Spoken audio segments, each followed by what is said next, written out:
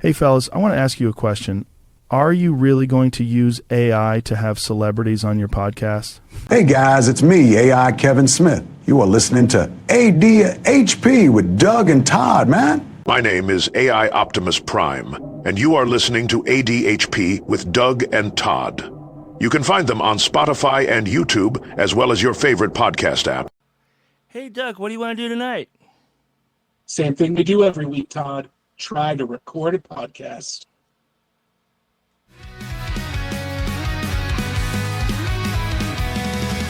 My brain's a rocket, can't sit still. Thoughts collide, they always spill. A million voices shout my name. Never boring, never tame. ADHD, we're running wild. Focus fading, chaotic child. Turn the volume up, take a ride. In this crazy storm, I can't hide. About 20 minutes. We got one person on YouTube and we have one over on Twitch. Hold on. Well, right on. Well, is the number posted for people to see? Yes, it's on the scroll on the bottom of the screen. Now I have the audio working. All right, we're up and running. So this is a much more informal show than usual. Yeah. Usually we have a topic, and then some news items, and then some geek items, and then some weird items, and we'll probably get to some news and all that junk as we hang out here. But we're just kind of doing a hang tonight, and the phone line is open. We're looking for, and honestly, we'll chat about whatever you want. If you're trying to just troll us, we'll probably hang up and move on. Yeah. But if you're looking for a prompt, if you want something to talk about, we're asking for your diagnosis on America. Diagnosis America. What do you think's wrong with the country? Are we on the right track, wrong track? And then, do you have a prescription on how to address what ails us? And then, how much do you think is left in this American democracy? Are we about to lose it? Do we have our republic if we can keep it? Are we keeping it?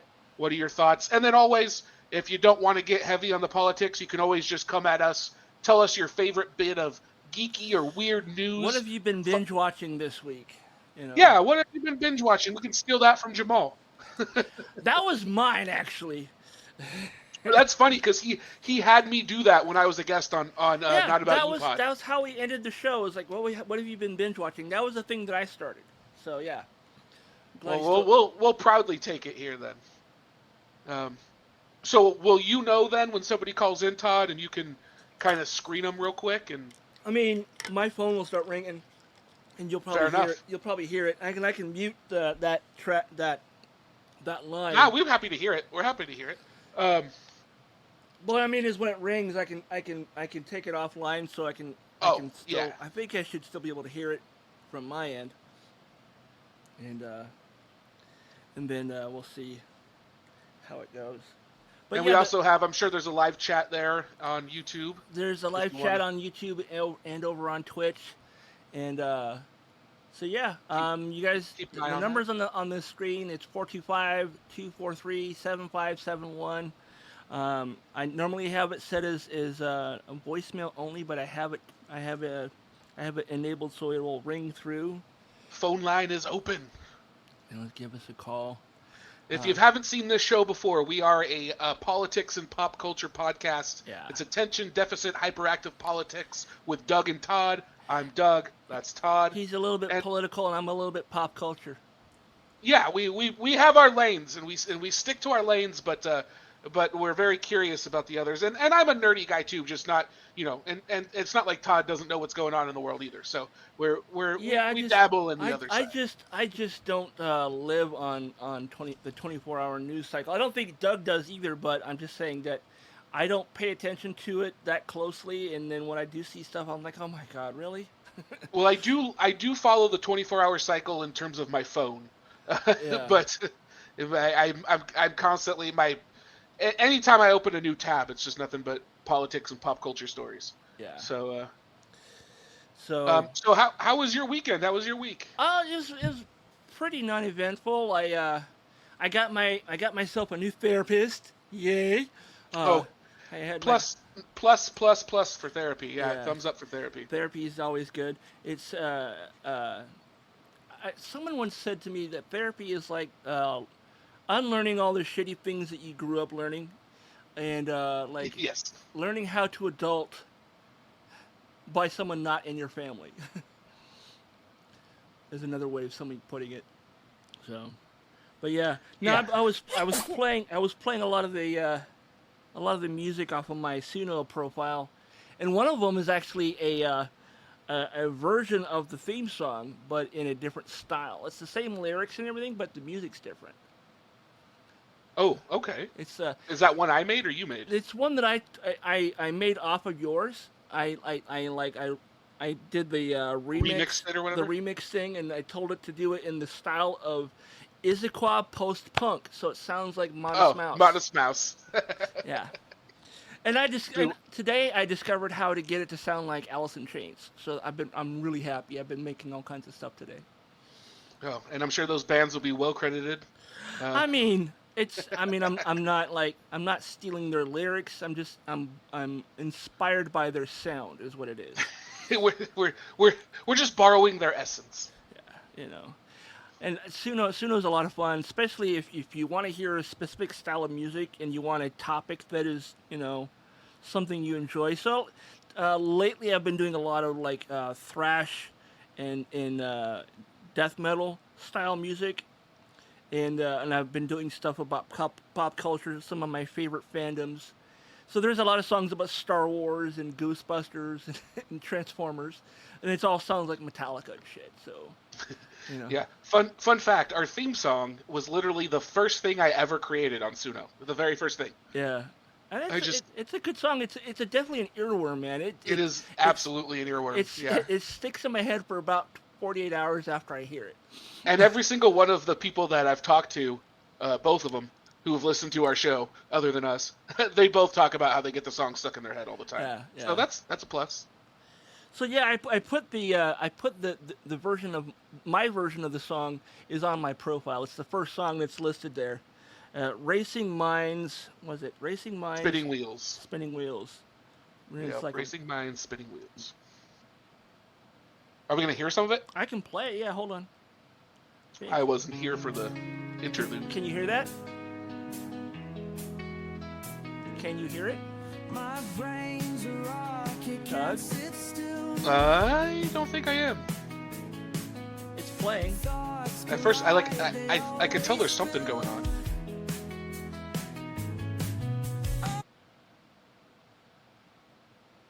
How about now?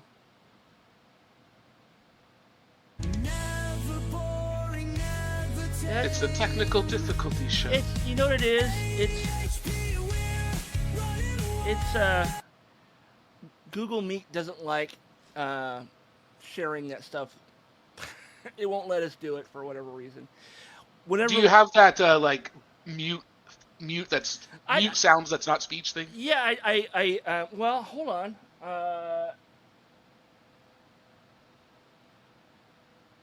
Use this when making calls from your computer. Prevents echo.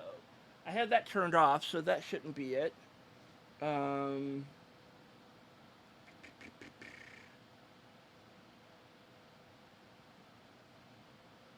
don't know. I think it's because you're both on the same channel, and that's why you're not hearing it. So, if I play, you know what? Hold on, I can play it from my phone. That's what I'll do. Hold on. Guerrilla style. Wait a minute. Did I actually get a call? I got a missed call. Oh, well, you've got to be on top of that. Wait, no, that was from 8:30 this morning. Never mind. I was like, wait a minute, I had a missed call. I had a missed call from you, but then I realized it was when I was at your house and I called my phone. Let's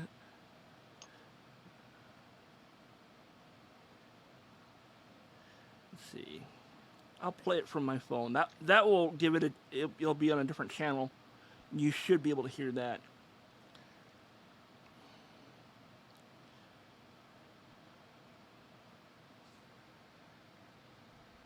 Okay.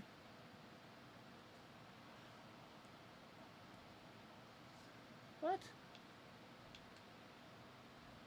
Not allowed. Can you hear that? I can hear that. Let me start it over. There we go. Like I said, I did this in the style of Izzy-Qua post-punk, so Modest Mouse. Thoughts collide, they always spill. A million voices shout my name. I'm not really getting Modest Mouse from this, but I definitely get a Seattle sound. Boring, never tame. I don't know, it sounds like it to me. But I've only heard like 3 or 4 songs of theirs on a repeat, so yeah. I think that gives us an idea. I think maybe the vocals are not right, but the music I think it's really bass heavy too. So I don't know. Yeah, when I think Modest Mouse, though, I think something a little more plucky, a little more like plucking strings rather than power chords. Oh yeah. I mean, they definitely use power chords too, but they're very, a lot of Modest Mouse, well, not a lot of it, but they actually are one of the bands that employ like backwards guitar. Backwards guitar? So they play Yeah, it like backwards? you record it one way and then you play it backwards for the record. Yeah, so they have some pretty neat riffs. So, a little bit of trivia for people. I went to Issaquah High School in the late 80s, early 90s. And the singer for Modest Mouse was also at that same high school when I was there. He was a freshman. You guys went at the same time? He was a freshman when I was a senior. I didn't know him. At the time, why would you? Yeah. I mean, I didn't know him, and I don't think I would have recognized him if I saw him in the hallways. But somebody told me he went to Issaquah High School in the years he was there. I was like, well, shit, I was a senior the year he was a freshman. So I probably would have seen him had I been in the same, in the hallways at the same time as freshmen when I was a senior. But our schedules were different. Seniors had different, we would be in the hallways at different times than the freshmen. Yeah, they generally try and separate the freshmen from the seniors. Yeah, so, and when That's cool, though. When I worked at the EMP back in the early 2000s, like 2010, 2011, thereabouts, that's the Float On was on on a repeat there. It was they had a playlist that was 30 minutes long, and the beginning of the playlist was Float On, and it had a bunch of other local Seattle bands. All of the songs were local Seattle bands, and it was on a 30-minute loop, and I heard those songs several times a day. So that song kind of is kind of ingrained in my mind as a local band, and Yeah, Float On was basically my graduation song. I graduated in 2004 high school. Okay. And that was the year it came. That was, it was during its popularity, and that was our big song. I didn't go to Issaquah High School. I went to Liberty High School, which is basically the rival school of Issaquah High School. Same district, yeah. Yeah, and in fact, you guys, your school actually used our field when your field wasn't working or wasn't ready to be used. Not surprised. Back in the 80s. Yeah, we had a piece of shit field then. We finally got a new field turf field when I was like a freshman. It looks like you're chugging Rainier right now, but I know it says Renton. Yeah. Renton. Renton. Yeah, I did one of the trending things on TikTok the other day. Is hey, if you're from Washington State, let us know where you're from. And I put Seattle. I always say Seattle because no one knows where Renton is. Yeah, well, I mean, I'm in Port Orchard and I say Seattle. I mean, everybody in Western Washington, they're either going to say Seattle, Tacoma, or Everett. They're never going to say where they're actually from. Right, and even people from Everett are like, Seattle, yeah. North of Seattle. And people from Tacoma are like, fuck Seattle. I'm not going to say Seattle. Fuck that. We're from Tacoma.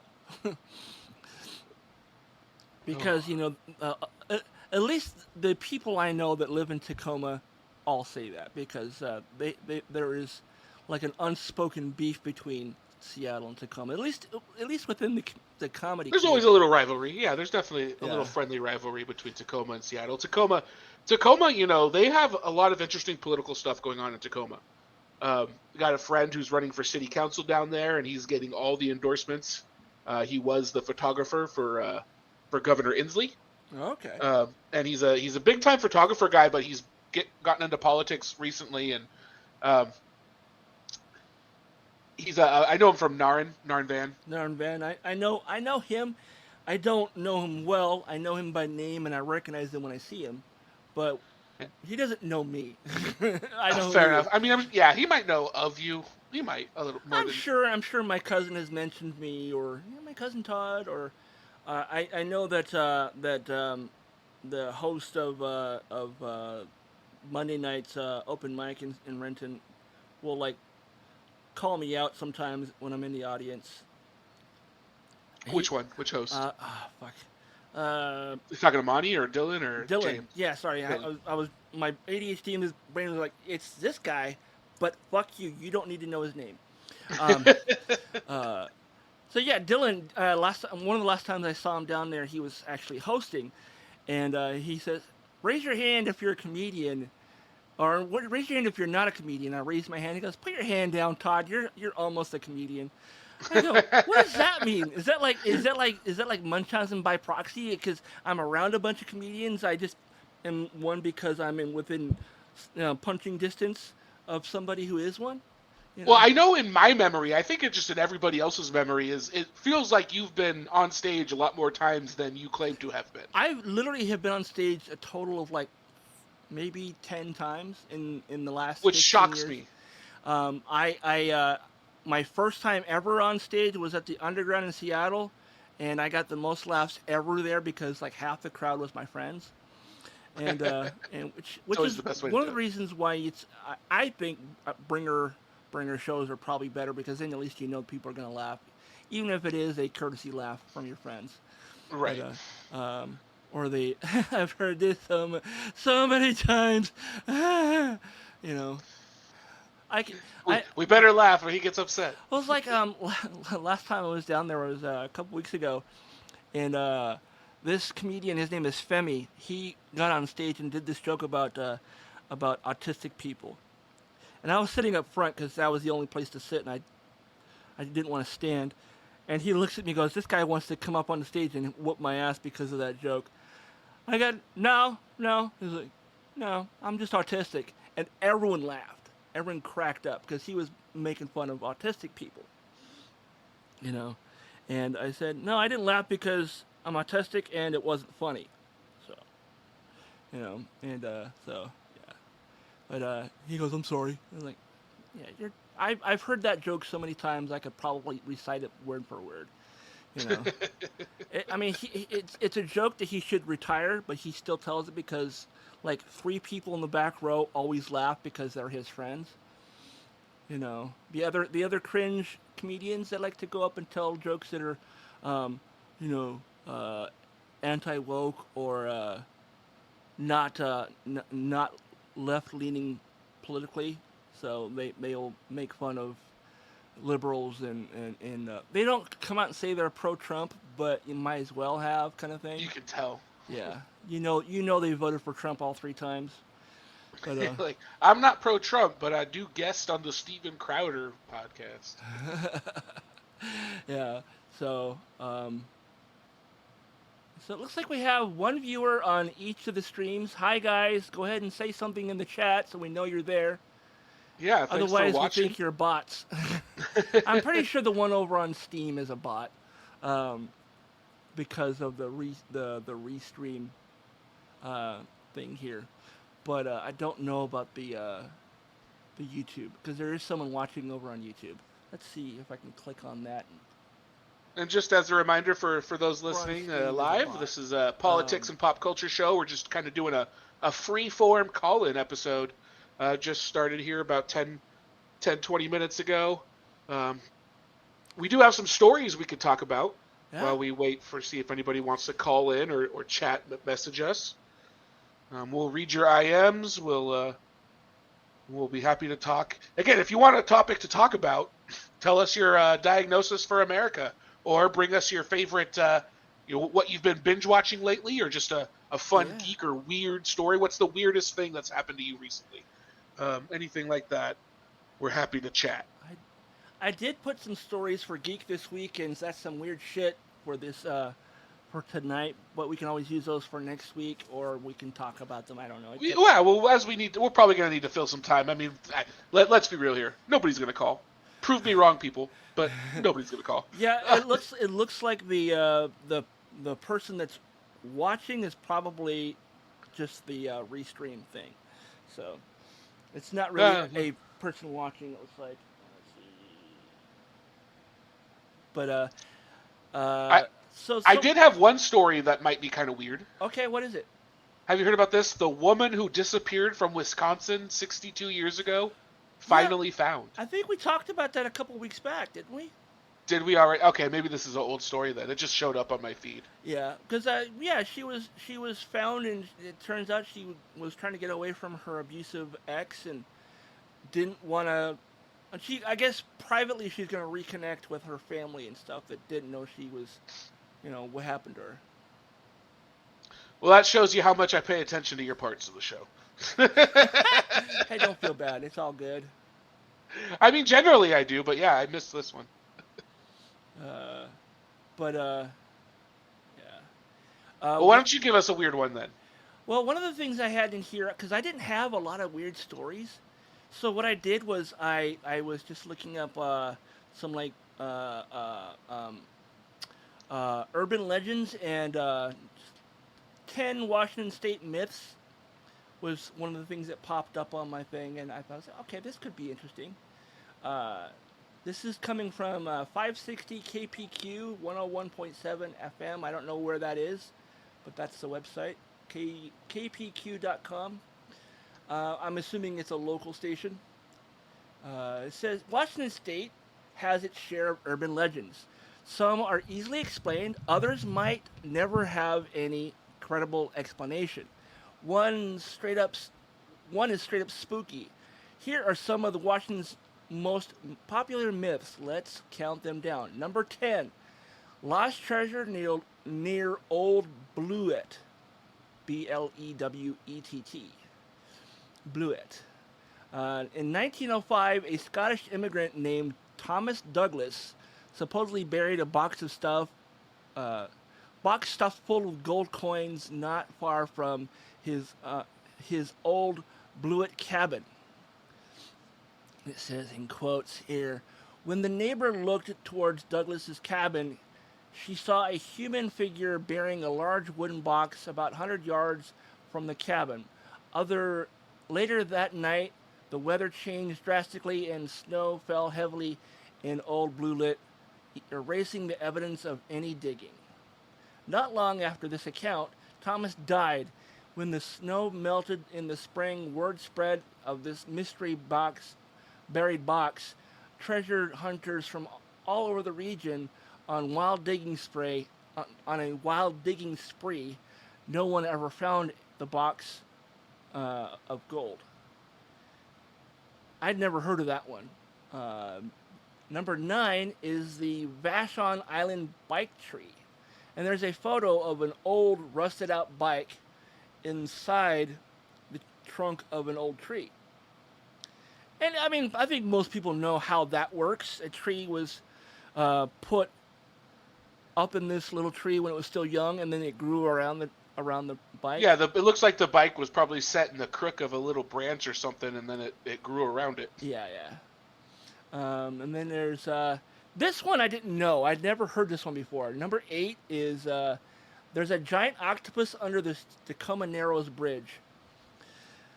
I mean, everyone has seen the video of Galloping Gertie, from like the early 1900s.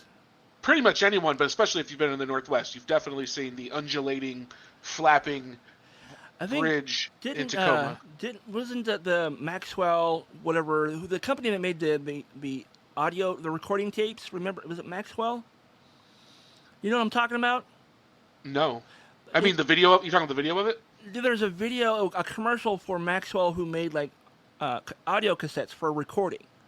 And okay. I knew the company. Okay, yeah. They did a commercial where it's like, it shows the guy who's got the turns the speakers up and it's blasting music and it causes the wine glass to move towards him.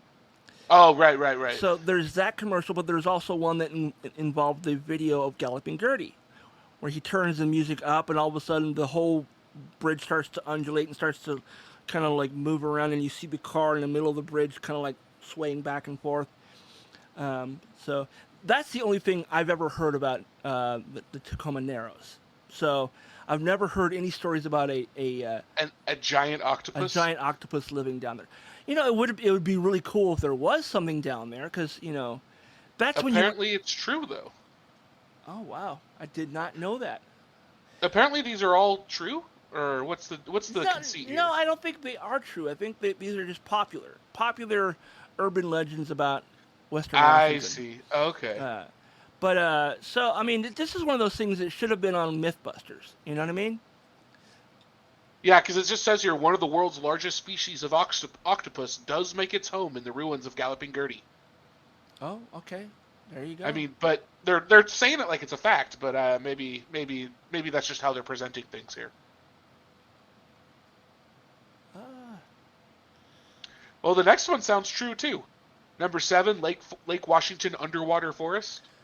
Divers explore. Yeah, I've heard about that. There's like, I guess the trees were displaced by a landslide from a major earthquake along the Seattle Fault around the year 980. Okay. I've heard that there's. But then they have Bigfoot, Sasquatch, which we know, of course, is true. Yeah, I've heard stories of like there being trains under in Lake Washington. Trains? Like full steam engine with like it fell. Oh, like they ran it out there to dispose of it or something? No, I think it fell in when they were trying to when they were originally building the floating bridge. The original floating bridge. Yeah, and it sank. It fell into the lake. So that's what I remember hearing. I don't know if that's true, but the video of us on camera keeps disappearing, and that's because the Google Meet keeps going. The audio's not going away, so that's good. People could still hear us. They just won't see us if I click away from it. Where was I? Oh yeah. Gosh. Brain. Bigfoot, Sasquatch, UFOs at Mount Rainier. The first recording of the word flying saucer happened. Thomas Arnold, I think his name was, who said that there was something flying near Mount Rainier that looks like saucers skipping across water.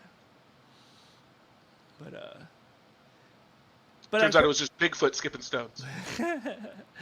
You know, it's that's ridiculous. UFOs, that's ridiculous. It was obviously Bigfoot skipping stones. I mean, what's funny is there are people that believe that Sasquatch or Bigfoot are actually extra-dimensional beings, and that's why we can never see them. That's why people only hear them, and when maybe Bigfoot is blurry. That's the problem. There's an out-of-focus sponsor room in the countryside. And to me, that's extra scary. Run, he's fuzzy. What is that from? That's funny. That's Mitch Hedberg. Oh, okay. So, I keep losing my train of thought. My train of thought was derailed, and there was no survivors. It ended up in Lake Washington. Yes. But yeah, Mount Rainier, I guess, is a hot spot. It says the term UFO started from reports of 9 flying saucers near Mount Rainier on June 24th, 1947, mere weeks before the U.S. government issued and retracted a report of a crashed saucer near Roswell, New Mexico. So we got it first before New Mexico. Of course, number 4 is D.B. Cooper. Everyone knows who D.B. Cooper is. If you don't, then you don't really care about conspiracy theories. So basically what happened was this guy back in the year I was born, I was probably still in diapers when this all happened. D.B. Cooper jumped out the back door of a Northwest Orient 727 on a cold November evening in 1971. At the time of the famous jump, the jet somewhere above Washington, Oregon border, he jumped with $200,000 and a parachute. Who was he? Did he survive? And there have been people claiming to be DB Cooper, but nothing has ever been like confirmed, you know.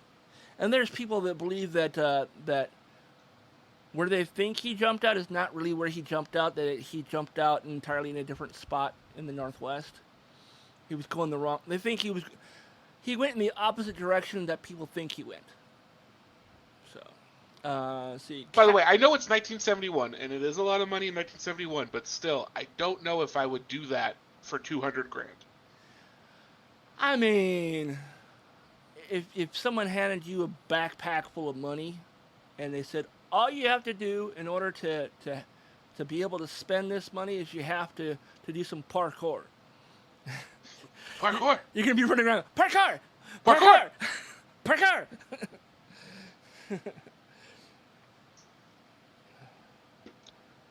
But so, what do you think happened with DB Cooper? Like, what do you think the real story is? Do you think he died? Do you think he died on the way out? Do you think? Oh, Do you think there was a DB Cooper? Do you think like somebody just threw the briefcase out and figured they'd go get it later? Like, actually, it looks like we got a voicemail. Hold on, let me see if I can play this. oh, what happened to the call? I don't know why it didn't ring, but we got a call from Stephen Ward. You remember Stephen, right? Oh, yeah. Hey. Hey, Is that our viewer? Doug and Todd, it's Stephen Ward. Or How's Stephen. it going? I just Told happened you it to was tune into Stephen. your podcast. I think you said that no one would call, so I am calling and leaving a message. So anyway, I'm just listening to you guys talking about urban legends here. So anyway, join the pod. Talk to you later. Bye. So Stephen is We got a call. an old friend of ours from. Stefan is the best. He and his twin brother were doing stand up when I first got into trying comedy back in the early 2013s, 2011. Right, Stefan's brother Scott, who like Todd said, they're twins. Scott is who Scott doing stand up every week gave me the confidence to keep going. Because I was like, if Scott continues to do it, well then they can't mind me too much. Yeah. And you know those two they did dad jokes, and they were. Stefan does my favorite dad jokes of all time. I don't know why it didn't ring. It didn't ring, or I didn't hear it ring, or something happened. Maybe I should turn the volume up on the. Yeah, on make that. it so you can hear the calls. We're doing a live call-in show. We need to know when the phone is ringing. Maybe I should try calling him back since I have his number here. But Start hounding people. We'll just start calling. Hey, Stefan, go ahead and every number down that ever leave calls, a comment. and we'll call Leave them a back comment during on the other shows. stream and let us know if we can call you back. I'll call you back if that's okay. So when I first met these guys, both of them were telling dad jokes, and they were like groanable dad jokes, and you know it's a good dad joke if you're like, oh my god, dude, what the hell, and some of his dad jokes were just hysterical. I would groan, but at the same time I would be laughing my ass off. Yeah, I used to, so I never ended up doing this on stage, but whenever I would write like just a corny dad joke or any kind of a dad joke, I would put it down in a list called Scott Ward's Diary. And if I was ever going to tell him on stage, I was just going to pretend that I stole them all from Scott. No, in fact, I think right around the time that I met those guys, I was looking for a job, and Stefan's like, "Hey man, they're hiring at Nintendo if you want to come fill out an application or submit your resume." I was like, "I worked there before. I don't know if I can go back, but I'll try." They have a little picture of me that says "Do not admit." I don't think I'm banned or anything, but I don't think they would see that. No, he left. They have a sign that just says "No Todds." Well, you know, to be fair, it was when I was in training at Nintendo of America. It was like 2007, and I was in training to do support for the brand new Wii and the DSi, which was the DSi was the handheld DS, and it was the first DS that had the camera on it. And so I was learning to do support with those, and I understood how to set up Wi-Fi and all that shit, and they showed us how to like reset the devices so if people are having problems, they can just do a reset and whatever else. And the problem I was having was the setup they had for looking up the information was this old like archaic info base from like 1982. and it was difficult to navigate because it was not intuitive at all. You couldn't just type in Super Mario Brothers and it would pull up. You had to open specific info bases for specific styles of games for specific systems, and it was always 3 or 4 or more layers deep before you find the answers you're looking for. And I was just like, why can't I just type in the keyword of what I'm looking for and it just pops up what I need? Doing all this extra shit is like counterintuitive. And like, well, this stuff works and we're not changing it. I was like, does it though? I'm a very tech savvy person and I'm having difficulty navigating this system. And so I think that was why I end up like I washed out of the training system, the training for Nintendo America, and I think I tried to go back later is when Stefan like said, hey, you know, they're hiring when you want to try out, and I submitted my resume to the headhunters for Nintendo, and I never got a call back. So I just assumed that they saw my name and looked it up in their info base, assuming they could We've find tried it. this before. And it says, yeah, he washed out. He didn't want to learn. I was like, I couldn't. It wasn't making any sense to me. It was confusing. I was frustrated, and I was annoyed by how fucking, you know, how clunky this looking for information was. They were insulted by your feedback. Yeah. Well, the upside to that work experience is I did get to meet the voice of Mario. So that was cool. I know Stefan talks about that guy. He's met him before. Yeah, I'm sure he has many times. He's been working there since I want to say like the mid to late '80s. He was working there out of high school, I think. So. Yeah, he's been working there forever. He updates us every year. Yeah, he's like I survived another 12 months working at Nintendo of America. I was like, I mean, you say that like it's a bad thing. He's really good about posting all his various anniversaries, to the fact that we're like, I swear he was like posting his marriage anniversary like 3 times a year, but it's just because he notes the wedding, their first date, like their engagement, like he's on top of it. Yeah, I mean, and he works at Nintendo for a living. He's got it made. Yeah, we appreciate the call, Stefan, taking time out of your perfect life. He has the job that everyone wanted. I think, if I recall correctly, he started as a game counselor.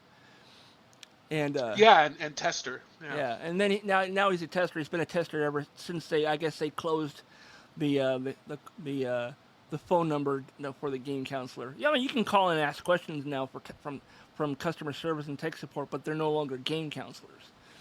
And so just a reminder for people listening, this is the ADHP podcast with Doug and Todd, where we discuss Stefan and Scott Ward. I mean, those guys are funny. I haven't seen them at actually, take that back. I saw Stefan like a month and a half ago, like beginning of the year, maybe. And it was the same night that, I'm trying to remember that guy's name. Pretty well-known comedian. He's like famous for doing like the Gene Simmons impression on Howard Stern. And I feel like I should know who that is. Yeah, and my brain is just like, no, I can see him in my mind's eye, and I can visualize the guy, and he's really funny. He talks about growing up in his mom and I think his sister or somebody else in his family. Both of them were born deaf and they can't speak, and apparently they have the darkest sense of humor of anybody in his family. And the reason, and I think both of his parents are deaf, and his sibling. He's the only one that can hear and talk. So, and I guess that's how he learned to like mimic other people, because. Oh, Craig Gass. You're talking about Craig Gass. Craig Gass, yeah. Now he's a cool dude. He seems like a cool dude anyhow. He comes down to Renton every once in a while when he's trying to work out some material. At the. Craig Gass used to be on Facebook. His Facebook name was Craig Nobody That You Know, and then he would routinely show up under the People I May Know, and I was like, "That's a great bit." It's people you may know, Craig Nobody That You Know. Yeah. Fuck you, Facebook. And Stefan just came up in the chat room and says, "Craig Gass is probably who you're talking about." Yes, yes, we figured that out. We figured it out. We got it. We got there. You know, it's yeah. So yeah, it's I don't know why it didn't ring. Hold on, did I get another? If the phone doesn't ring, it's me. Did you get another call? I got another call. Hold on. Hey, you guys, there's Stefan again. Hey, you guys are talking about me. I can't get through. I'm leaving a message again. Anyway. Our phone lines are works just there so for you guys, jam-packed. Stefan can't get through. Anyway, and I can't type in a comment in a stream. I'm watching it on YouTube anyway. So just a heads up there, just to let you know. Anyway. Yeah, Great show, guys. Thanks for talking about me. Bye. No problem. I don't know why it's not ringing through. I don't understand this. I have Do Not Disturb is turned off. Let me turn it back on and turn it back off again. And is the volume up? The volume is up. You were able to hear the voicemail. But I mean, like the ringer volume. You know what? Maybe that's it. Hold on. Yeah, you got all your shit muted. Do I need to adjust the ringtone on this? This is like me during the workday. Oh, sorry, I missed your call. I was not paying attention. Let's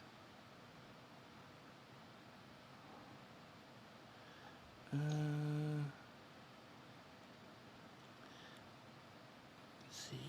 My favorite detail is when I used to work reception at the front desk. That's where I started with my company. Was as a receptionist, and I'd get a call and I'd have to pass it through to the GM, and the GM would be like, "Who was it?" And I'd be like, "I realized I forgot to ask."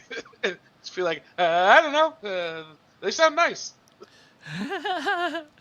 Yeah, no, it's my. Let me try restarting the app. There we go.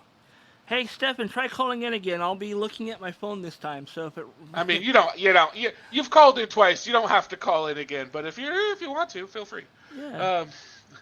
Do we want to run through a couple more of these? We're at Caddy the Sea Monster. You want to? Yeah. What is? Let's look at that real quick, because I don't know what that is. I've never heard of Caddy the Sea Monster. Caddy.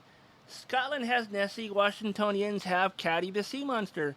There have been over 50 sightings of Caddy since 1930 through the Washington side of Puget Sound and the Canadian Strait of Georgia area. Caddy has also been seen near shores of Alaska and Oregon. Huh. What's it supposed to look like?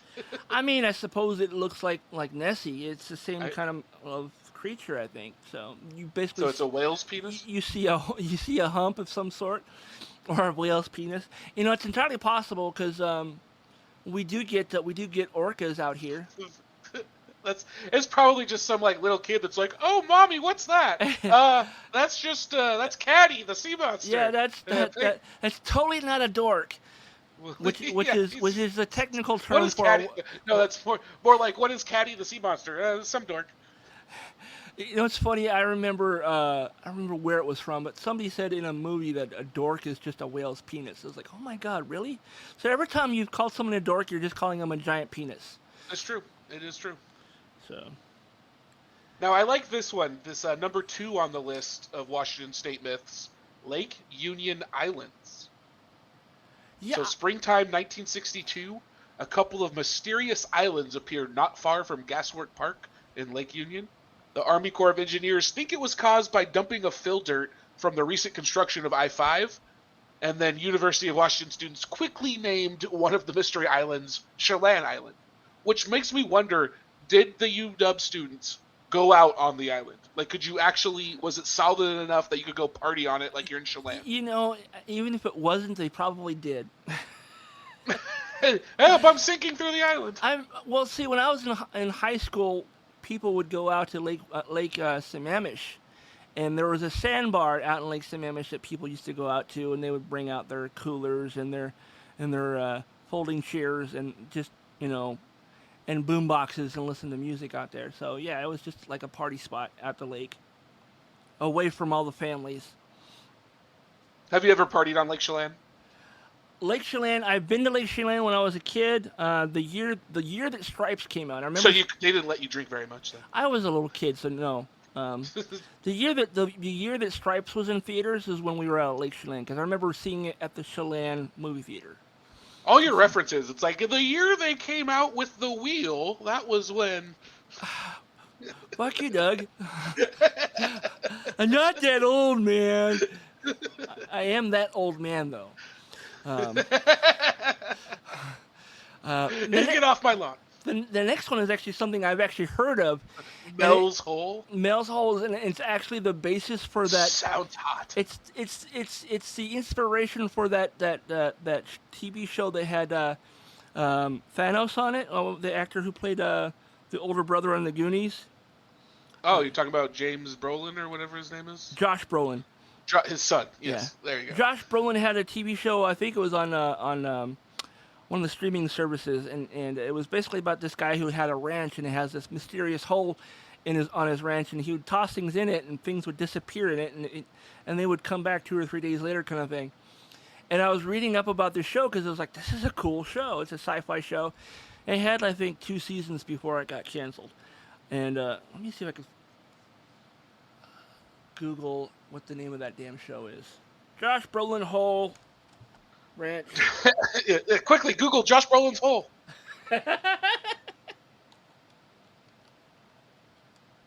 Oh, wow, it's deep.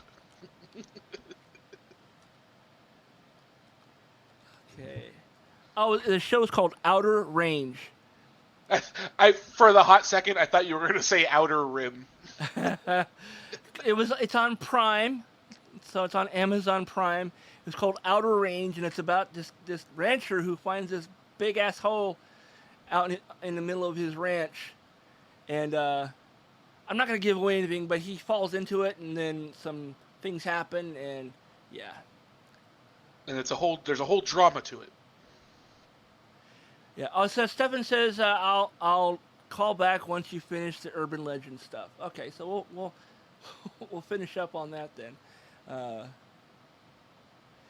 And then yeah, that's actually the last one. The Mel's Hole near Ellensburg, and this is what it says here. It says the story of Mel's Hole is a mysterious and spooky pit located 8 miles west of Ellensburg near Manastash Ridge. He claimed it to be as deep as 80,000 feet. 80,000 feet. So wow. The story I heard was actually the original story I heard from this was on one of those ancient alien shows on History Channel, and they were talking about Mel's Hole. I was like, why are they talking about some dude's butthole? I don't understand. Why are they talking about Mel's Hole? But so I'm sitting there listening to this, and it's like, yeah, apparently the government seized the land when he disappeared, and there's a fence around the property where this hole apparently is, and so. But yeah, no, I was like, why are they talking about some dude's hole? Meanwhile, there's a hole in China where junk just starts falling out of. Oh shit! Where does it come from? It's like the what was it? Australia, I think it was, started randomly a few years back. Started things. Remember the Garfield phone, the one that was you pulled the handset off his back. And yeah. The body was the base for the phone, and apparently these was randomly just showing up on the beach. I think it was Australia.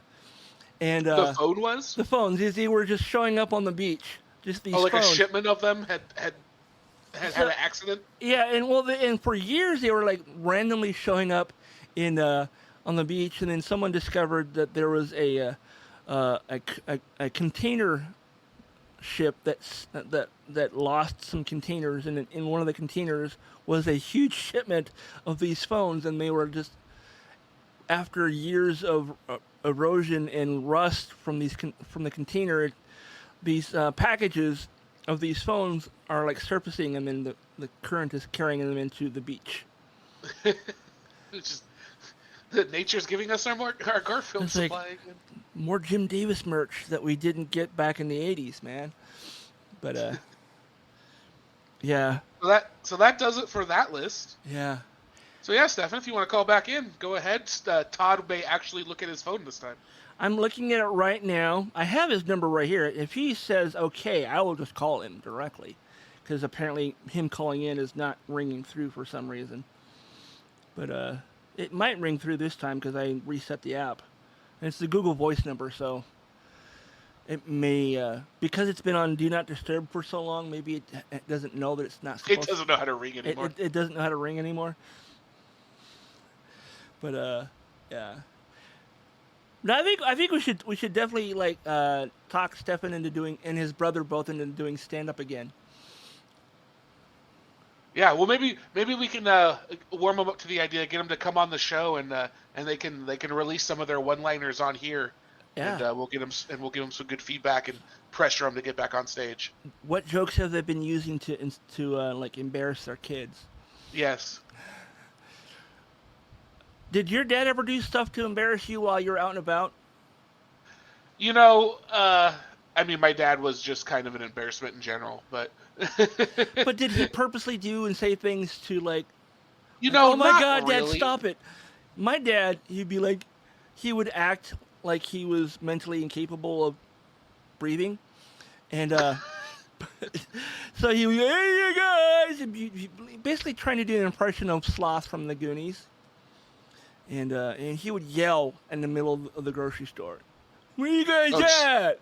I don't know you. I don't know you. Go away." Oh, my dad would not, my dad would embarrass me just by like just start talking to an employee at a store and just right in the middle of the employee like helping another customer. My dad would just start talking to them and just go off for like 20 minutes. Your dad is info dumping on this poor guy, and he's like, I don't really care about widgets and warlocks and whatever else.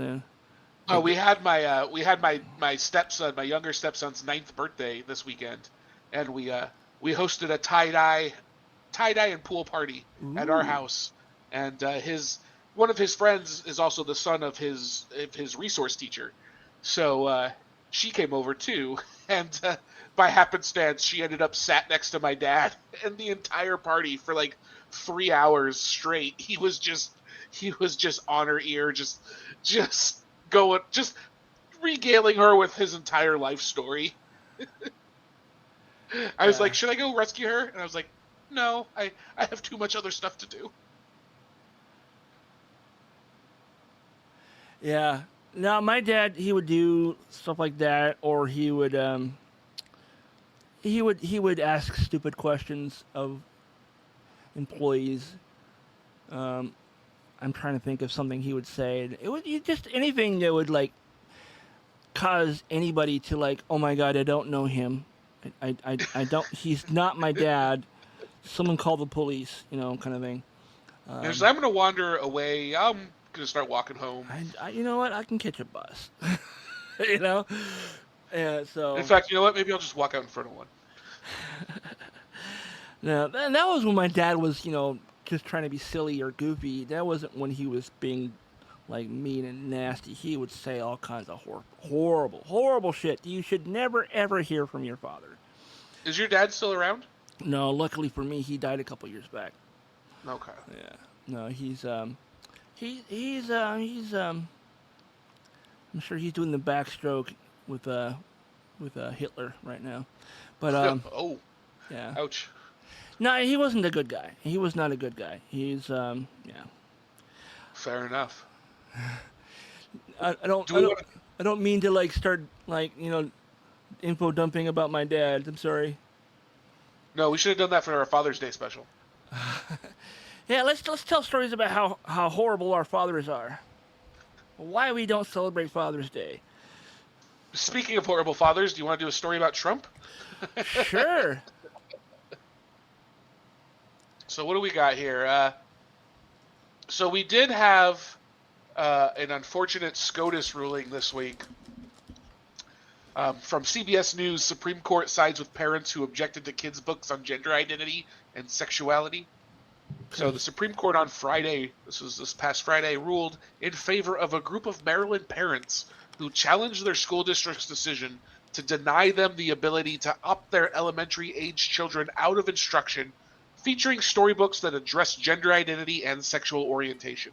So we're talking, and I've heard this described in other outlets as basically a storybook that was like, this is a kid, and this kid has two dads, and it's perfectly normal to have age two dads. Yeah.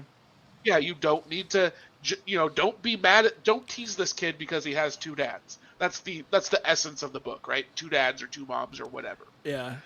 And so the High Court said in a 6-3 decision, which if you're for those keeping score at home, a 6-3 decision means it was the 3 liberals versus the 3 conservatives. It was a purely party line decision.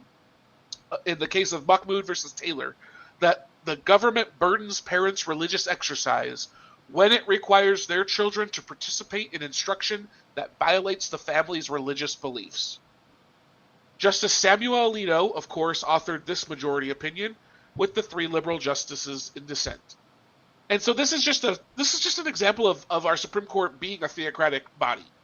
It's literally like you find something abhorrent to your religion, therefore you get to control everything else.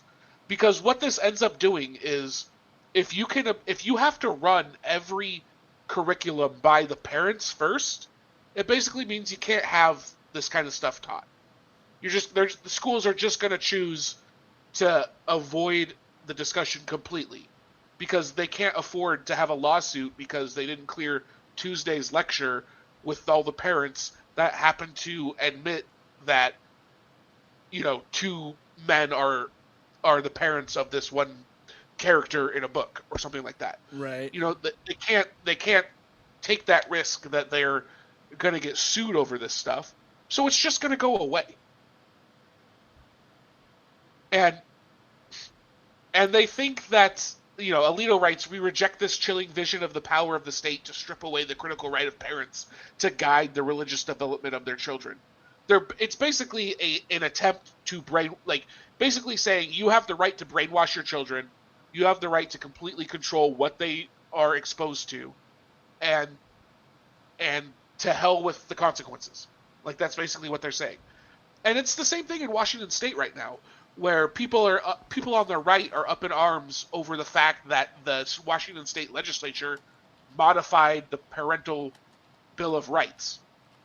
So the Parental Bill of Rights, we've mentioned it on an earlier episode of this podcast, was an initiative started piece of legislation that came about by, one of those Tim Eyman-like groups, where it's supposed to be parental rights in regards to children in schools and what parents have the right to know and can do. And the state legislature, as is their right, passed a new law that modified that initiative. And if you read the new actual parental rights bill, it's full of parental rights. It's not grounds for parents to keep their children brainwashed. It doesn't allow for it doesn't force schools to protect the children from overcoming their brainwashing. Do you get what I mean by that? Kinda, yeah. It's very confusing, so I want really. you to. It'll help if you ask questions. I'm also trying to figure out why it's not ringing through. He says it's Fair still going Fair to voicemail. enough. So what I did was I put I put the code in the chat for him or anybody else who wants to join the Google Meet. Okay. And I will if I get a request to join, I will approve them to join if they want to. So. But yeah, but there's parents on the right that basically want to be able to control what the school ends up doing, and they want to. It's going to affect everyone's education because their religion has a problem with it. Oh yeah, well, religion ruins everything. As far as it I'm really concerned. does. That was a book maybe I will go use an Audible credit on it. But what's the book called? Christopher Hitchens, How Religion Ruins Everything. Okay. Send me a message about that later because I'm not going to remember, and I want to check that out too. Or How Religion Poisons Everything. God, what is it called? Let me I don't know. Let me get this correct. Christopher Hitchens.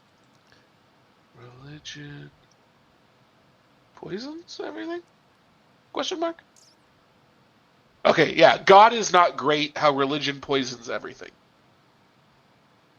That tracks.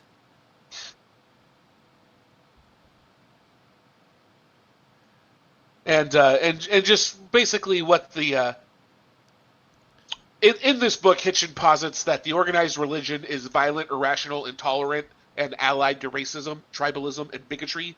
It's invested in ignorance and hostile to free inquiry. It's contemptuous of women and coercive toward children. And it's also sectarian. And that accordingly, it ought to have a great deal on its conscience. He supports his position with a mixture of personal stories, documented historical anecdotes, and critical analysis of religious texts. His commentary focuses mainly on the Abrahamic religions, although it also touches on other religions such as Eastern. The book sold well and received mixed reviews. So yeah, I've never read it, but I've watched him give lectures on it a lot. Okay. You know, Christopher Hitchens. I was first introduced to Christopher Hitchens during the Iraq War, actually, in opposition. He was a proponent of the Iraq War at the time because it was, you know, part of his war on Islam. You know, he doesn't like any religion, so he particularly hates Islam. And you'll notice that thread was also in like Sam Harris, who's one of the new atheists. He has a very anti-Islam bent, and that's one of the things that, like, I used to be a hardcore fan of Sam Harris and Richard Dawkins and Dawkins. I have one of his books as an ebook. I have The God Delusion, but I That's the lent one. it out to somebody and then I never got it back. I have a digital copy of it if you want it. You just need to have like a PDF reader or something to watch. Yeah, I also have more Audible credits than I ever care to use. So I think the last Audible credit I used, or wait, no, I didn't. It wasn't Audible. It was Google Books. I used some Google points to buy "Still Just a Geek" by Will Wheaton. Okay. Which is an annotated version of his original book, and it basically the annotations are all like, "Yeah, I was a toxic person when I wrote this. I'm sorry. I don't think like that anymore, and this is why." And he explains why he doesn't act that way anymore. And I was like, he spends like 50% of the book just apologizing for all the shitty takes he had in like early 2000s. Well, that was one of the things that turned me on Christopher Hitchens, and one of the things that turned him around as an individual so Hitchens has a very interesting life story. If anybody ever gets into his biography, he started as like a socialist activist in the 70s and 80s, and then he became this hard right-wing supporter, almost like almost a Margaret Thatcher style. Like he went that hard right, and then he supported the Iraq War. And he tried to make the claim that waterboarding was not torture. Also, Stefan just commented on YouTube, loving all the scrolling Republican hypocrisy images. Unfortunately, the people that need to see this won't. Yeah. Well, share it with them, Stefan. Share it with everybody. Share the video with all your Republican family members and friends. Yeah, put it in their face. Assuming you have any. But, yeah, like I said, if you want to join the Google Meet call, that's the code in the chat. I also put my number on the scroll. If you want to call that number, that will ring through. I'm not going to say my number on the recording because I don't want people outside the live stream. You don't want prank calls later? I don't want prank calls later. But yeah, you can call that number on the scroll at the bottom of the screen, and that will ring through. Yeah, I think when you set if you set your Google Voice account to Do Not Disturb, it stays on Do Not Disturb. I don't think you can't unlock it for some reason. But well, speaking of being disturbed, so Christopher Hitchens, right? He takes this position that waterboarding is not torture because he's backing up the Bush regime. What? Okay. So here's what he does though. He actually agrees to be waterboarded. He's so adamant that it's not torture, he agrees to be waterboarded. And I think it was part of a 60 Minutes episode that he did it on. Oh. But you can look this up. It's on YouTube. Okay. But just if you look up Christopher Hitchens waterboarded, he does it, I mean, quote unquote live. It wasn't airing live or anything, but right. He does it on camera. He gets waterboarded. And he literally stops it like instantaneously. Almost instantaneously, he stops it. He's like, Like he basically walks into this room going, "It's not torture. It's not torture." He lays down on the bench. They put the cloth over his face. They start to pour water, and like immediately he's like, gets up, pushes it away. He's like, "It's torture. It's torture. It's torture. It's torture." And he was changed like forever from that moment. It feels like because he made it his crusade to be anti-Bush from that moment forward. And then the rest of his career, as far as I know, was basically focused on the atheists versus pushing back on theists. And he would describe himself not just as an atheist, but as an anti-theist. He doesn't just not believe, but he thinks it's wrong. He thinks it's harmful to have those beliefs. I mean, I don't disagree with that, honestly. I think that, religion, the way I've always looked at religion since I've, like, completely removed myself from it, is that religion is what is used to control the masses. You know, it's I guess the fall of the Roman Empire happened right around the time that the Roman Catholic Church became a thing. So, yeah, I mean, there's in a lot of ways the Roman Catholic Church was just like rolling in. It was just a new way to do religions they already had in a lot of weird ways. I mean, the Catholic Church is legitimately what they did was, you know what, we like that. We want to make that one of our holidays, so we're going to take pieces of that and add Jesus and Mary to it, and then call it something else. And then when we go to convert people to our religion and say, hey, we have a similar holiday as your rituals that you do on these days, join our church and you can still do them and also become Christian. So, and they're known for doing that. I mean, that's like every church related religion or holiday rather that we have here in the United States is basically borrowed from other religions. Well, yeah, like Christmas comes from pagan rituals of like from all. It's not even just one like. Pagan. Easter comes from something else. Like Easter eggs is something to do with like Norse religions. The Yule log is from a Norse holiday. The winter solstice. Yeah. I mean, the whole reason we use the word God, as in the good, the god. Yeah. That comes from Norse. Yeah, isn't that not Thor? Odin. Woden and Thor, and yeah, there's a lot of overlap there. Which, of course, they're also related. They're Indo-European gods, right? So they're actually related to the Greek and Roman gods too. Yeah. It all comes from this Indo-European family of religion, which traces back to a sky father that was Zeus Pater. So Djous is how you kind of pronounce it. Zeus, and then Pater, Pater, is father, is the Indo-European for father. So you'd have Zeus Pater, which is where you get Zeus from. It's also where you get Jupiter from. Zeus Pater, Jupiter. Okay. And so the Romans and Greeks both got their sky fathers from that same idea, and then Thor and Woden both kind of share similarities to that. And then, of course, all our days of the week are based off Norse mythology, or a combination thereof. Thursday is Thor's day. Friday Wednesday is Woden's day. Friday is Freya. Is Freya's day. Yep. And then we also have the Sunday, the Moon Day. Okay. And then Saturday is for Saturn, I guess. But Saturn, I don't know where that goes. I don't know how that fits in. What are we listening to now? Is that your ring? Yeah. We got a call? Hello? Hey, it's Stephen Ward. How are you? Hey! Finally working. Yeah, I think I had to restart Google Voice. Yeah. Anyway, I saw you were doing a call-in show and figured, why not call in? Yeah. There you go. We got a real caller. Sweet. Yeah. There you go. It's my wife's birthday, so I figured I'd call it the highest rated podcast going on right now. Shout out, happy birthday. Well, happy birthday to your wife. Yeah. Happy birthday, Miss Ward. Yeah, 48, so she's no longer in her prime. She's 29. She's 29. It's her 20th anniversary of her 19th birthday. Yeah. 47 is a strong number, so she's no longer in her prime. I crossed the 40 line later this year, so I feel you.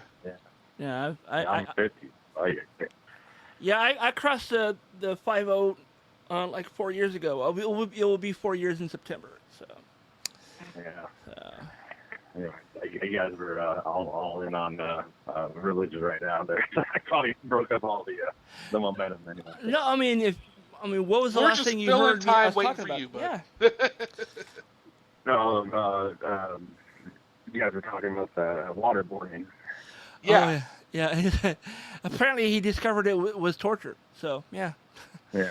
So. Do you remember when that happened, Stephen? Do you remember him doing that? No, that story. That's the first time I think I've heard that story actually. So. Yeah. But if it's on, you it's look on up, YouTube, you can I'll go back and watch it. yeah, definitely check it out because it's hilarious how quickly he's just like, nope. He just nopes right out of it. That's hilarious. So how you been? Will you perform anywhere lately? You got any new jokes you want to share? Well, I probably went up maybe a year and a half ago, back in the local 907 there in Renton. So, yeah, I did it hardcore like 3 years comedy there. Actually, the first time I did that comedy was at Bender's there. Doug At was Bender's. the host and brought me up, and yeah, anyway, and then the career took off from there, obviously. So, we launched a lot of people at Bender's. Luke Severide, big name. that was his first place. Yeah. Wasn't Narn Andrew Fan. wasn't Andrew Wonders or not Wonders but Rivers one of the guys too? He was he was already going, but yeah. Yeah, Big Irish Jay Hollingsworth. I mean, he was the host of the partner, but yeah. I could proudly He's come say I'm through the a lot. first person to pay Kelsey Cook to headline.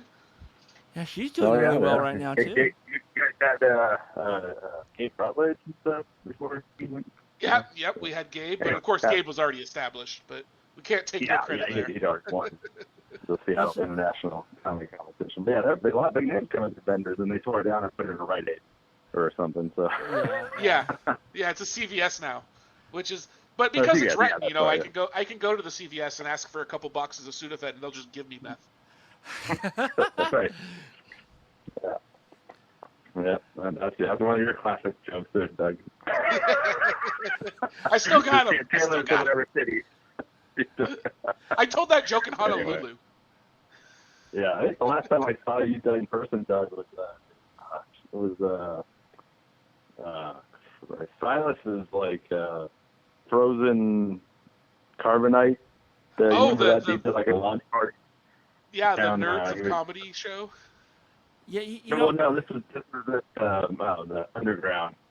He had just recorded like a CD of like the Frozen CD, but he did a Star Wars spin-off or something like that. Yeah, I remember that. Gosh, I can barely. Yeah. Anyway, so. Yeah, He does. I actually still have that CD in my car. Frozen and carbonite.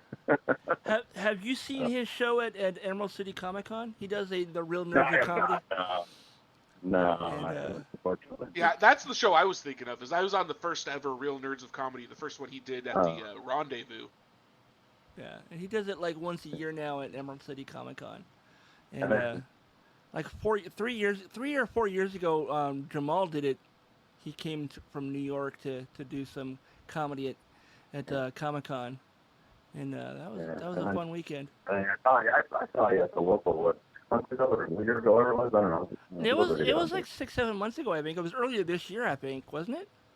Yeah, we were sitting on that side table by the window there. But, Yeah.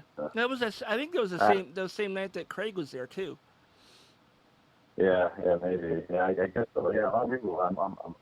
Mike Taylor, he doesn't host there anymore because he's working apparently. Still does comedy, but. And now that I moved from Renton to Covington, it's a little harder to get out to the local 907 there. Oh, you're not living out here anymore? Okay. Right now. You're in Covington? Yeah, I moved there 9 years ago. So. Oh wow. Yep, and then I drive from Covington to Redmond to Nintendo every day. Holy shit! But I've only been there 28 years. You guys, it was 1997. Anyway. Okay. Overshot it a little bit. That was nice. Anyway, no, I was a gameplay counselor when I first started. You got that right. I got See, Todd just wants everyone to be as old as he is. That's the thing. No, Yeah, I don't. I guess I've become the guy who goes, back in my day, we had to rewind our tapes with a pencil. So, Back in my day, Mario just climbed a construction site. Yeah. You guys speaking of, have you guys checked out the new Nintendo Switch 2? Just came out. I can't afford to rent one, let alone buy one, dude. Yeah, I guess it is like $500, isn't it? $600 for a portable gaming system. If I'm going to spend that kind of money, I'm going to go ahead and get myself a PlayStation 5. Yeah. No, that's the enemy though. Funny. No, I'm kidding. I mean, I had the OLED Switch, and I had it for like a year, and I played it for like 3 or 4 weeks, and then I realized I still had some like 3 or 4 months left on my first year of online, and I started playing on it, and then I let it expire, and I was like, yeah, I don't really want to spend money on that again. You know, I can play all those same games on my computer with no subscription. So. Is it true that the Switch 2 is not an OLED? I think it's 4K compatible if you have the option for TVs and stuff, you know. But I'm not sure that all the specs. To be honest with you, though, I even though I work in the testing department, I don't know all the technical specs, unfortunately. So, but obviously, there's a bit of a line to look up. You know. Have they? Stephen, at the very least, have they upgraded the system you used to look up information? Because I remember that info base. Oh yeah, you're talking about that. Yeah, no, it's a little faster than back in the day. But no, when I was in the call center, it was a little convoluted. You didn't know where you were looking. It was. A long time. You had to go 6 layers deep just to look up like platforming video games, and then you could search for Mario Brothers, and it would come up. But you couldn't just type in Super Mario Brothers. No, but that was when I was a gameplay counselor. People were calling, $1.50 a minute, and you had to find the information fast and give it to them. So yeah, even though stuff was buried in there, you had to know where to look and give them the info as fast as possible, so they wouldn't, complain. They paid all this money for nothing. I think I've told you this before, but because I grew up in Issaquah, we were in the same area code as Nintendo of America. So when I called the game counselors, it was a local call for me. I didn't have to pay. Yeah. It wasn't a 900 number? No, it was a local Redmond phone number, and if you called from outside of Redmond, or outside of Issaquah even, if you called from Seattle, it was a long-distance call. If you called from Renton, it was a long-distance call. But if you called from Issaquah or Redmond, it was local. Yeah, and then eventually the gameplay line changed to a 1-900 number probably in the early 90s or so, I'm guessing. I joined in 97. When I got my Nintendo, the NES was what I had, and I had it was the one that came with Duck Hunt and Super Mario Brothers, and it had the gray on gray zapper and one controller. That was my original Nintendo. So. Yeah. But I got mine in 1988, and I've only ever owned Nintendo products, actually, honestly. That was my very first. You're a loyal soldier, Stefan. Yeah, grew up with Nintendo, and then once I found out they were local, I was like, that's where I want to work. And 28 years living the dream. I'm still working. Hey, Stefan, do they still have the Pikachu Beetles? Nintendo doesn't. I think they've either got rid of them. They actually had some up for auction way back in the day, or a contest to give them away, but I haven't seen any time. I didn't get a chance to. I drove Mr. Miyamoto in one of those back in '99. Oh wow! So that was kind of cool. So I driven both the Pikachu Beetles and the Chrysler PP Cruiser.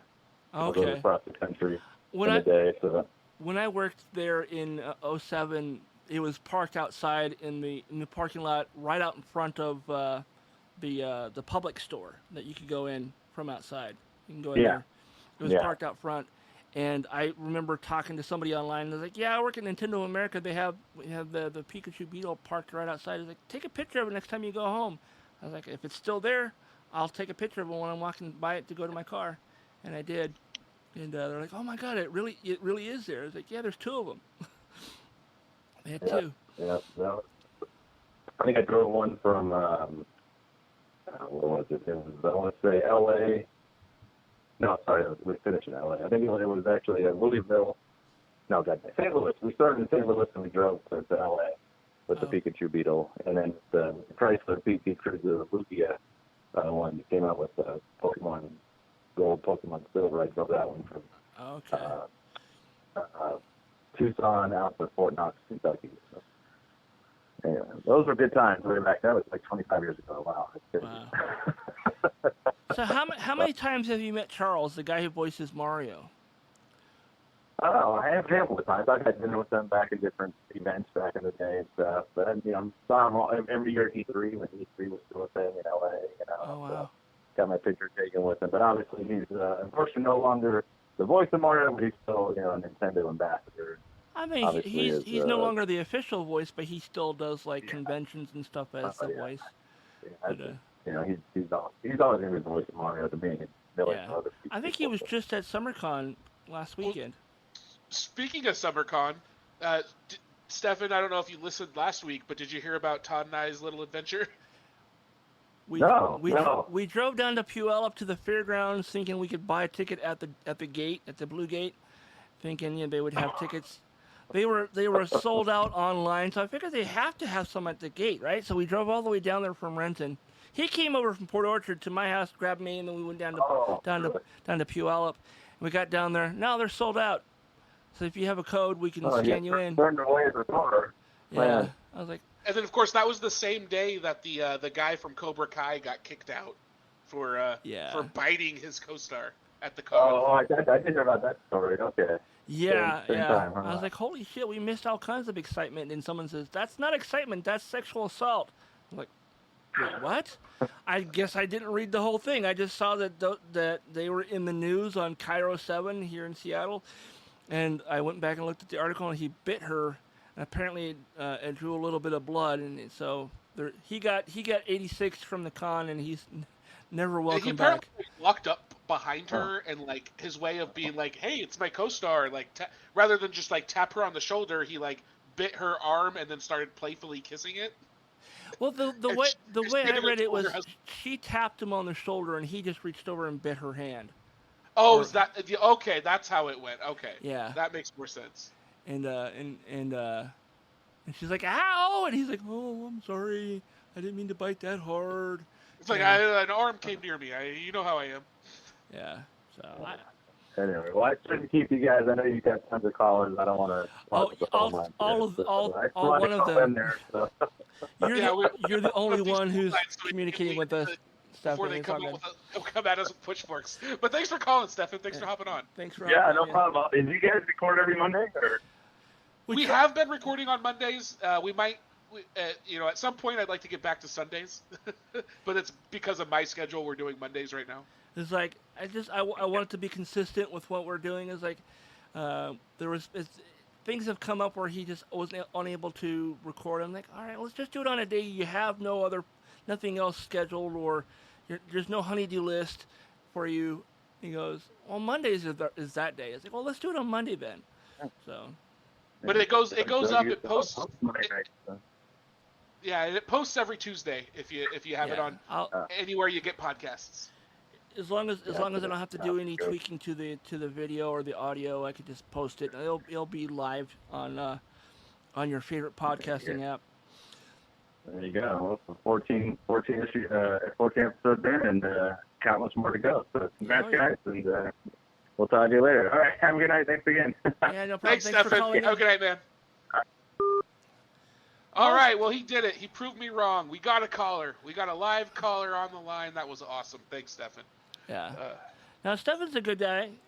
Every time I've seen him, he's always nice. So, yeah.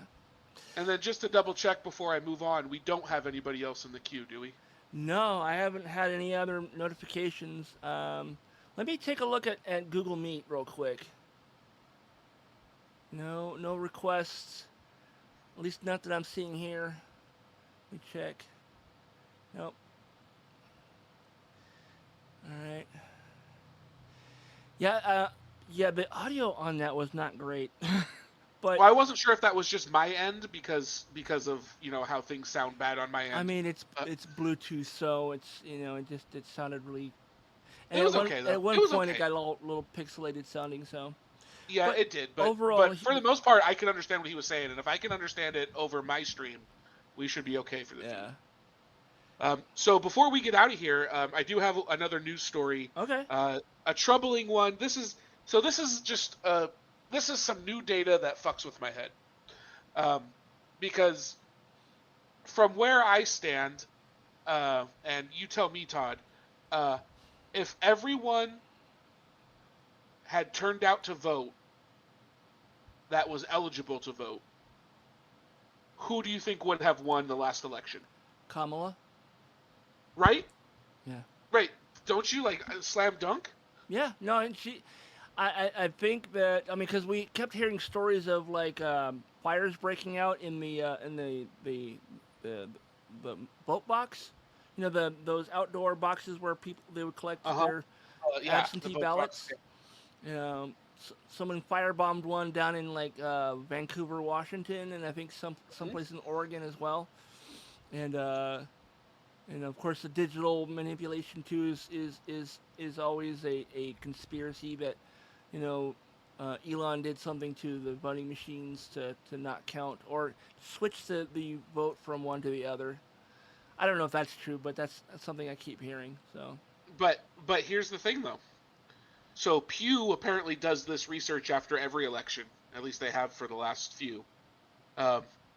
And they are saying, Pew is a research a pollster basically, but they're a research firm. Trump still would have won in 2024 even if everyone had turned out to vote. Pew finds. Bullshit. That's what I think, but bullshit. Trump won in 2024 with just under 50. This is coming from NPR, by the way. Trump won in 2024 with just under 50% of the vote, 49.7 to 48.2 over Democrat Kamala Harris. Roughly 64% of the eligible voting population turned out in 2024, the second highest since 1904. 2020 was the highest.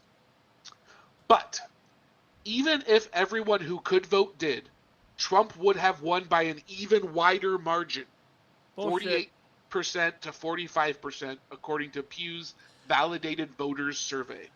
So again, this is just a survey. It's a post-election survey of almost 9,000 voters, so it's a pretty substantial population. It's a pretty substantial sample. But voters, this almost 9,000 voters was conducted in the weeks after the 2024 presidential election. Pew verified whether they had voted or not over the last 5 presidential elections using publicly available commercial voter files. For context, most well-conducted national polls include roughly 1,000 interviews. So this is about 9 times that. So it should be powerful. However, what really matters is how you select those 9,000. Like, is it truly random selected? What is it? Is it weighted in any way? But what happened is Pew asked non-voters how they would have voted and found they would have broken for Trump 44% to 40%. Oh, wow. Now this is where there's room to disagree with this, is because they're basically saying after the election, who would you have voted for? And it's like, okay, well, do I say the winner or the loser? It's who's, but this is an interesting thing, is it's a big change from 2020 and 2016 when the people who didn't vote said they would have chosen Democrats. So in 2020, they said they preferred Joe Biden 46 to 35, and in 2016, it was Hillary Clinton 37 to 30.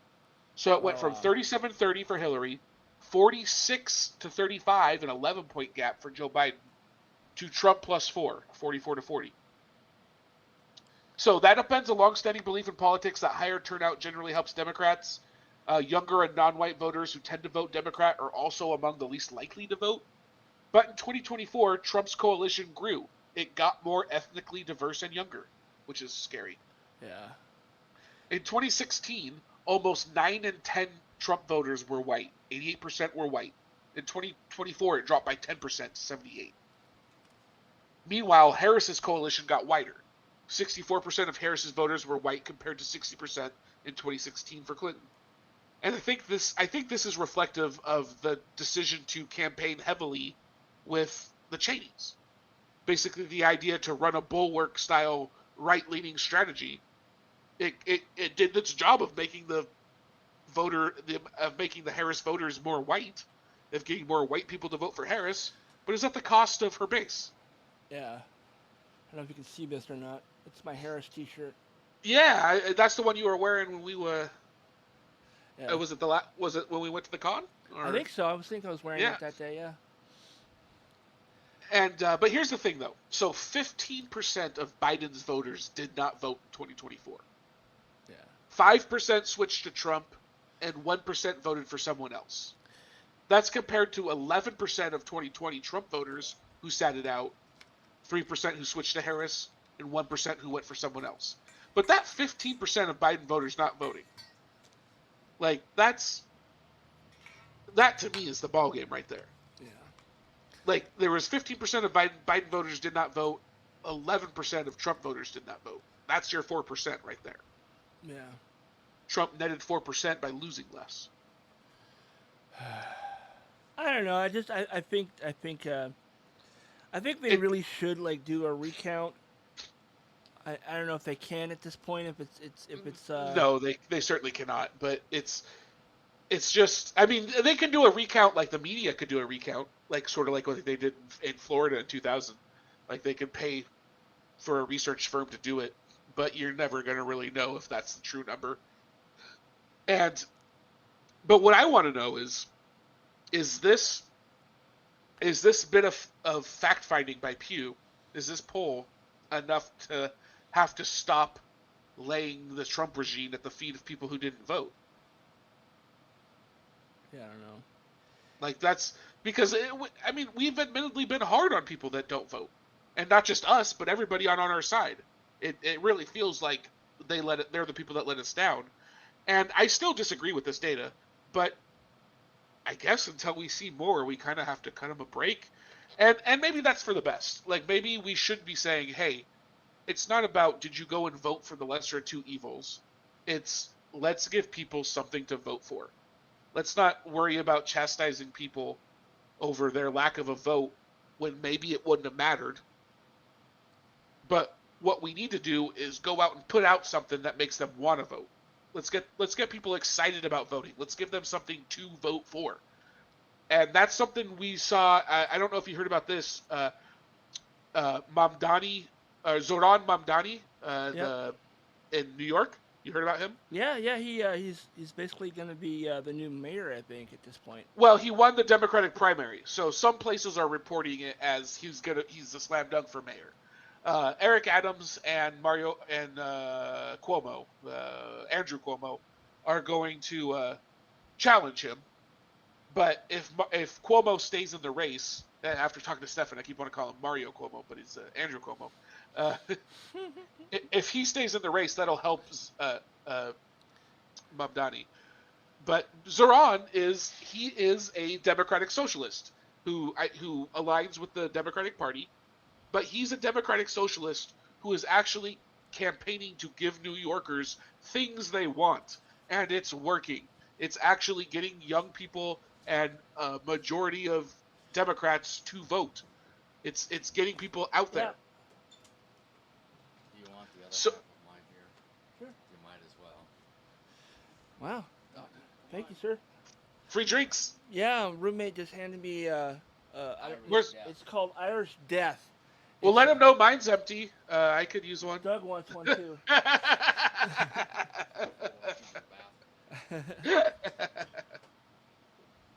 Irish Death is a good stout. Yeah, that's pretty tasty. Yeah, I do like it. So I was playing with an AI earlier today, and I sent Doug one of the ones I did. But So that was something you actually made. I was confused about what I was seeing. It's called tryparrotai.com, and you can select a celebrity voice and put in words, and it will generate a video. I made one using 3 different voices, and I'm gonna see if I can get this to play. Hold on. And the clues all point to Can you hear it that? was old man Yeah. Trump and Mr. Musk.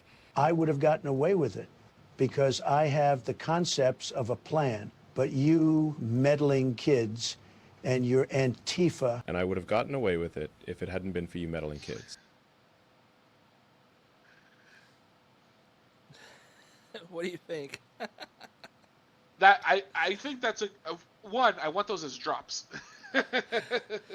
Well, I mean, I have them saved in the Google Drive, so you can grab them if you want. And I can put them on the board too. But no, I was just thinking, I was like, what if we turned Trump and Musk into Scooby-Doo villains, and then AOC is like one of the kids. You know. Oh, okay. And then yeah, AOC would be a good Velma. Yeah, that's kind of what I was thinking. And then I did another one too. Let's see, open up. I did this one because this is one of the first ones I did. Hey guys, it's me, AI Kevin Smith. You are listening to ADHP with Doug and Todd, man. Oh, that sounds so cool. It sounds so much like him. yeah, and then I did. Where's this feels wrong though. These are all AI. These are not real, folks. I'm not trying to present them as real. Hey fellas, I want to ask you a question. Are you really going to use AI to have celebrities on your podcast? Yes. Yes, Joe, we are. So the other voices on here are like, Donald, Joe Biden, Obama, Andrew Tate, Joe Rogan, of course you heard, Ben Shapiro. I have one of Ben Shapiro. I'm not sure if I should play it. Hold on. Let's see if I can find it. Wet ass. Where is it? Oh, here's one. I'm gonna play this one. Hey guys, does this catheter make my junk look big? Maybe we could play a game. Oh, this would be good for a future week. Okay. Is come up with however many you want to come up with, and see if I can guess who they are based on the voice. Like Trump would be easy, obviously, but some of these could be tough. Like here's. Hey guys, do you think if my wife leaves me that I could be Trump's pool boy? Are you writing these, or where are the words? I put the words in their mouth. Yeah. That's awesome. That was great. This website allows you to. That Ben Shapiro one. That one. I want that one. These are all in the Google Drive, so you can grab them if you want. They're videos, but I can also make them MP3s if you want. Here's one that it was kind of this one's really dark. I'm sorry if it offends anyone. I thought it was kind of funny because I have a dark sense of humor. If you're sensitive, earmuffs. Hey guys, I wanted to ask you a question. Were people really surprised by how I died? It's not like I was hit by a bus. I was fecking around and then I found out. What's funny to me though is I'm assuming that's supposed to be Steve Irwin. Yes. But it sounds like Jim Jeffries. Is that the right name? Oh yeah. Yeah, it does kind of sound like him, doesn't it? And then I made this one. My name is AI Optimus Prime, and you are listening to ADHP with Doug and Todd. You can find them on Spotify and YouTube, as well as your favorite podcast app. That's cool. I like that. Yeah.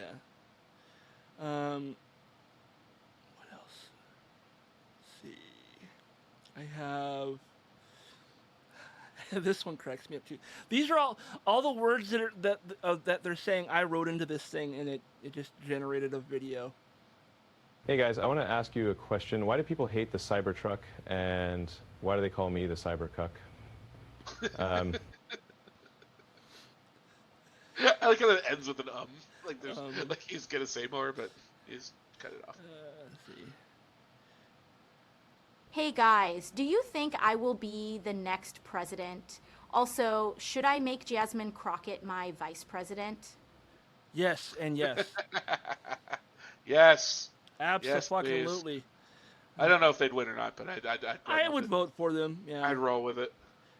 Throw it out there, see what sticks. And then this one, it sounds kind of robotic to me, but I don't know. Maybe you'll know who this is. Hey fellas, I wanted to ask you a question. Are you ready for the new Naked Gun reboot, starring me as Lieutenant Frank Drebin Jr.? I am a man with a particular set of skills. Right. I will find you and I will kill you. Obviously, that was Kermit the Frog, right? Yeah. Oh yeah. But yeah, there's Kim Kardashian, Kanye West, Michael Jackson, Snoop Dogg. All the greatest hits. Ted Cruz, Jake Paul. And then there's a bunch that people have uploaded to this site. There's Super Mario. There's Rick Sanchez. Let's see if I can get to actually do live here. Yeah, if we don't we're not getting any more callers, so we're gonna invent our own callers. I mean, honestly, I wanted to do that with my last podcast, just because we would tell people to call this number and leave voicemails, and we would respond in the next episode. I was like, why don't I just make some up? Which, by the way, why don't we tell people that you can call the number and leave a voicemail anytime during the week, and we'll listen to them next weekend, and we'll respond as applicable. The one that's currently on stream, if you're watching this live on YouTube, or if you're watching this YouTube video, that's my personal number. Okay. So, do you have the voicemail number? the voicemail number is the number I sent you. And hold on, let me pull it up, because off the top of my head, I don't know it.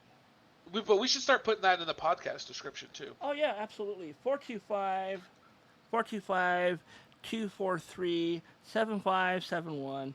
And that's a voicemail or text message. You can send text messages to it. You can leave a voicemail.